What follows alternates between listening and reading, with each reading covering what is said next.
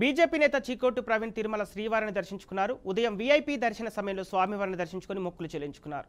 అనంతరం అర్చకులు ఆయన్ను ఆశీర్వదించి తీర్థ ప్రసాదాలు అందజేశారు. ఏపీలో హిందుత్వం పెరగాలని చీకోటి ఆకాంక్షించారు. గత 5 ఏళ్లలో ఏపీలో అధికంగా మత మార్పులు జరిగాయన్నారు. ఏపీ బీజేపీ నాయకురాలు ఘర్ వాపసీ లాంటి కార్యక్రమాలు నిర్వహించి మత మార్పులు జరగకుండా చూడాలని సూచించారు. నమో వెంకటేశాయ. ఇవాళ నా పుట్టినరోజు సందర్భంగా వెంకటేశ్వర స్వామిని దర్శించుకోవడం చాలా ఆనందంగా ఉంది. బాగా బ్లెస్డ్గా ఫీల్ అవుతున్నా.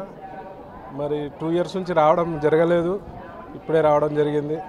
మరి ఇక్కడ ఆంధ్ర రాష్ట్రంలో కూడా మరి హిందుత్వం పెరగాలి, ఒక హిందూవాదిగా చెప్తున్నా.